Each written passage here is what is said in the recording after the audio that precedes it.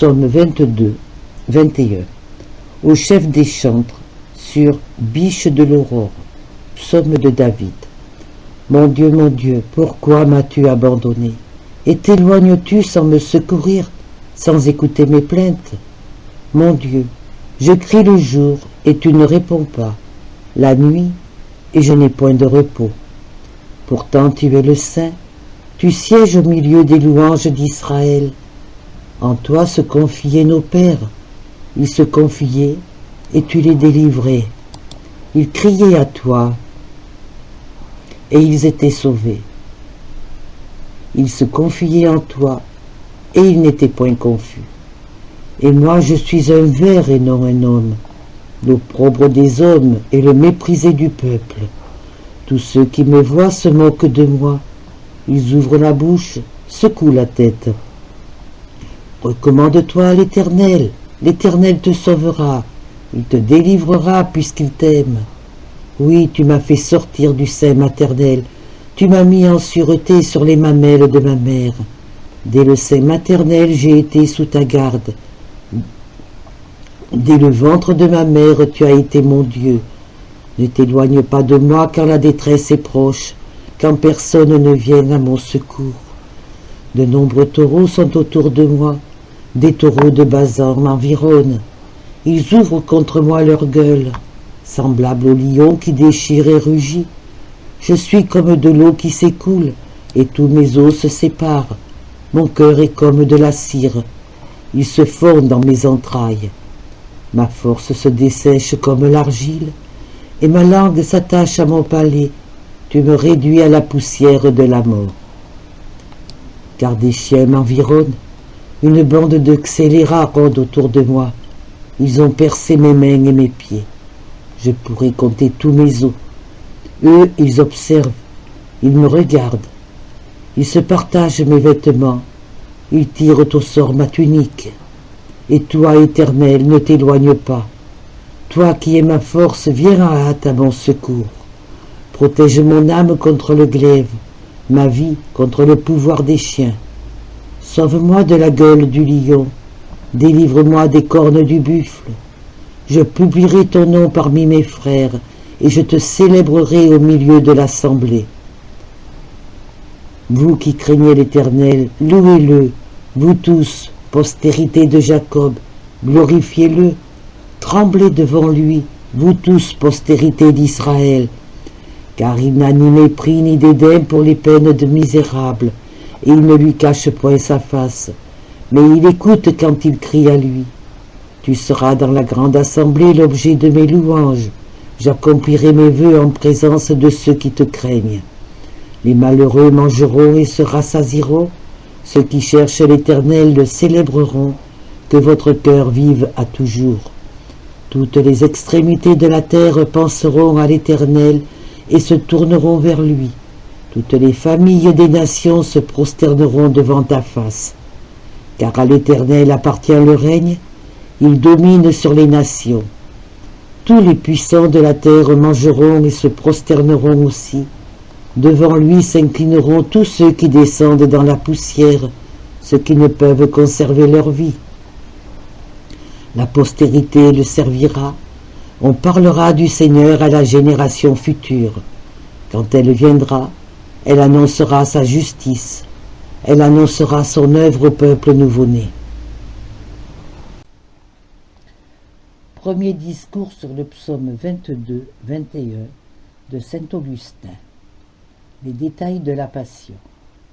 Dans le premier discours, saint Augustin expose le sens des paroles de David relatives à la Passion, les insultes des Juifs, le crucifiement, le partage des vêtements de Jésus-Christ, puis les effets de l'Eucharistie. Dans le second discours, il s'applique à démontrer contre les donatistes le règne universel de Jésus-Christ qu'ils veulent scinder et restreindre à leur parti. Pour la fin, sur le secours du matin, psaume de David. Pour la fin, ou pour Jésus-Christ qui chante lui-même sa résurrection. Ce fut le matin du premier jour, après le sabbat, que s'opéra cette résurrection. Matthieu 28. par laquelle fut reçu dans la vie éternelle et soustrait ainsi à l'empire de la mort. Romains 6, 9. Tout le psaume s'applique à la personne du crucifié, car il commence par ces paroles que prononce le Sauveur lorsque du haut de la croix il poussa un grand cri, représentant alors le vieil homme dont il avait revêtu la moralité, car notre vieil homme a été cloué sur la croix avec lui. Ô Dieu, mon Dieu, jetez les yeux sur moi. Pourquoi m'avez-vous abandonné, bien loin de me secourir? Verset 2. Vous n'avez garde de me secourir, puisque votre salut est loin des pécheurs. 110, 115, 119. Psaume 119, 155. Les cris de mes péchés vous implorent, car cette prière n'est point celle d'un juste, mais d'un homme chargé de faute. Celui qui prie à la croix est en effet le vieil homme, qui ne sait pourquoi le Seigneur l'a délaissé, ou bien encore, le rugissement de mes péchés vous empêche de me secourir. Seigneur, je vous invoquerai pendant le jour, et vous ne m'exaucerez point. Verset 3. Ô Dieu, dans les prospérités de cette vie, je vous demanderai qu'elle ne change point, et vous ne m'écouterez point, parce que cette prière sera celle de mes péchés. Je vous invoquerai la nuit, et ce ne sera point une folie pour moi. Si dans les malheurs de cette vie je vous demande le bonheur, vous ne m'exaucerez pas non plus, et vous en agirez ainsi non pour me jeter dans la folie, mais pour m'apprendre ce qu'il vous est agréable que je vous demande, non plus dans ces prières du péché qui désirent la vie du temps, mais dans les supplications d'une âme qui se tourne vers vous pour avoir la vie éternelle. Mais vous habitez dans la sainteté, vous, la gloire d'Israël, vous habitez le Saint des Saints, et de là vient que vous n'écoutez point les prières défectueuses du péché. Vous êtes la gloire de celui qui vous contemple, et non de celui qui chercha sa propre gloire en goûtant le fruit défendu, en sorte que si les yeux de son corps furent ouverts, et qu'il voulut se dérober à votre présence et se cacher. Genèse 3. En vous ont espéré nos pères, tous ces justes qui n'ont point cherché leur gloire mais la vôtre. 5. Ils ont espéré, et vous les avez sauvés. Ils ont crié vers vous, et vous les avez délivrés. 6. Ils vous ont fait entendre non la voix des péchés qui éloignent le salut, et c'est pourquoi vous les avez délivrés. Ils ont espéré en vous, ils n'ont pas été confondus. Vous n'avez pas trompé l'espérance qu'ils avaient mise en vous, parce qu'ils ne comptaient point sur eux-mêmes. Pour moi, je suis un ver de terre et non plus un homme. 5.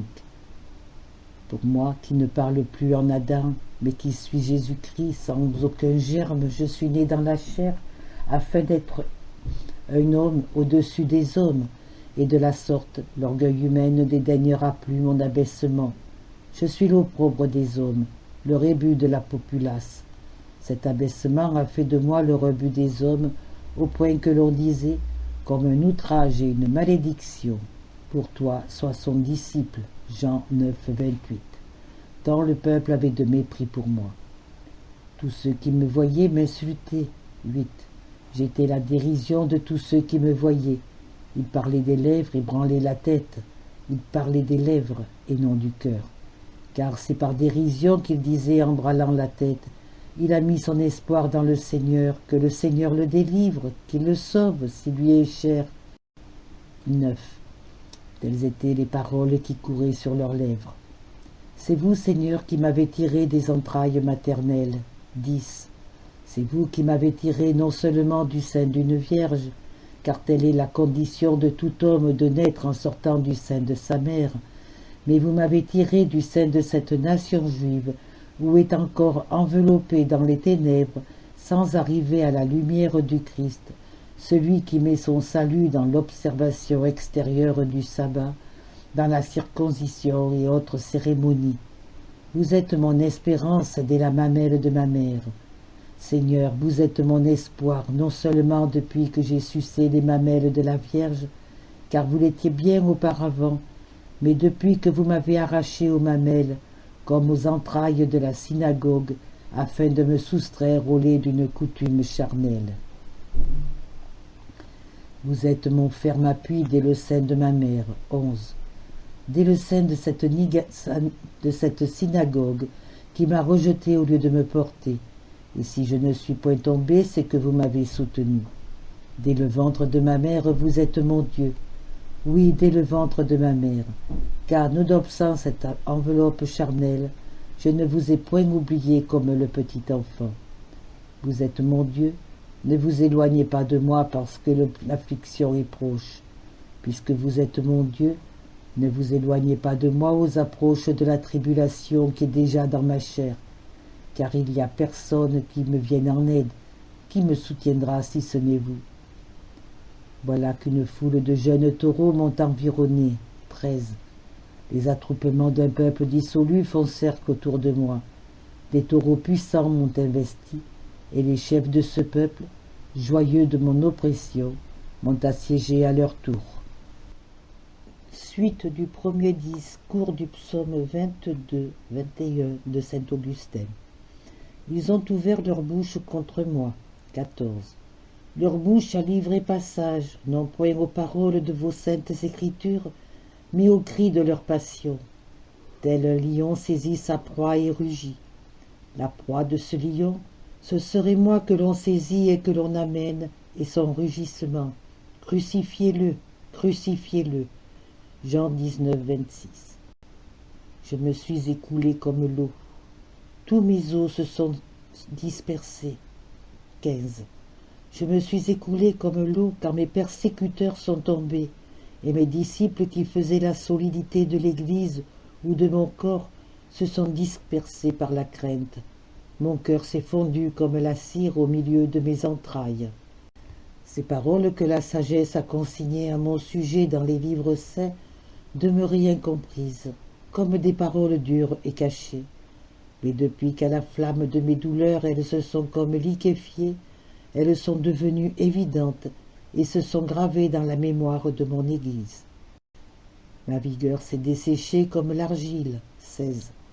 Mes douleurs ont desséché mes forces, comme l'herbe, mais comme l'argile que le feu rend plus dure.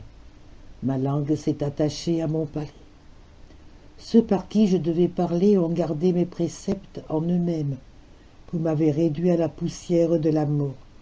Vous m'avez jeté entre les mains de ces impies destinés à la mort, et que le vent balayera de la surface de la terre. Des chiens sans nombre m'environnent. 17. Voilà que j'étais environné de chiens qui aboyaient, non plus au nom de la vérité, mais au nom de la coutume. Le conseil des méchants m'a assiégé, ils ont percé mes mains et mes pieds. Ils ont percé de clous mes mains et mes pieds. Ils ont compté tous mes os. 18. Compté tous mes os étendus sur la croix. Pour eux, ils m'ont regardé, ils m'ont considéré attentivement.